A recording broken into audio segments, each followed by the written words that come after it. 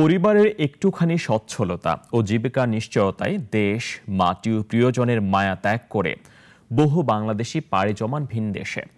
Remittance পাঠিয়ে প্রিয়জনের মুখে হাসি ফোটান, দেশের অর্থনীতিতে রাখেন অসামান্য ভূমিকা। কিন্তু তাদের নিদারুণ প্রবাস জীবনের খবর কজন রাখেন?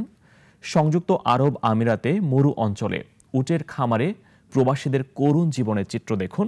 জাসুদুল ইসলামের রিপোর্টে জানাচ্ছেন পিন্টু হাজং।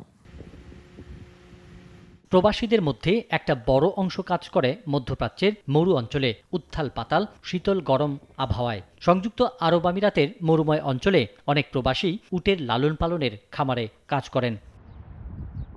দেশটির আজমান আল রাহমানিয়া এলাকায় এমনই এক মরুভূমিতে কাজ করছেন রিজওয়ান। তপ্ত মরুভূমিতে উটের খামারেই তার জীবিকার জায়গা। কড়া রোদে মাথার ঘাম পায়ে ফেলে রক্ত পানি করে রোজগার করছেন তিনি। তার মতো বহু প্রবাসী রেমিটেন্স যোদ্ধা এখানে কাজ করেন। সকালবেলা 4টার সময় উঠি, ওঠার পরে উটের ওই যে খাপড় আছে, এই খাপড় করলে আমরা উঠে চিন্তা, তারপরে আমরা দৌড়াতে লেগে যাই।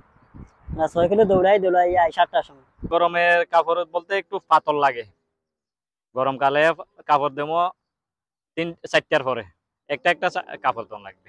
উটের খাবার পরিবেশন, দুধ দহন, মলমূত্র পরিষ্কার, গোসল, যত্ন আত্মি সবকিছুই করতে হয় এই বাংলাদেশি প্রবাসীদের, যা খুবই শ্রমসাধ্য। নেই নির্দিষ্ট কর্মঘণ্টা, উদয়াস্ত চলে এমন কাজ।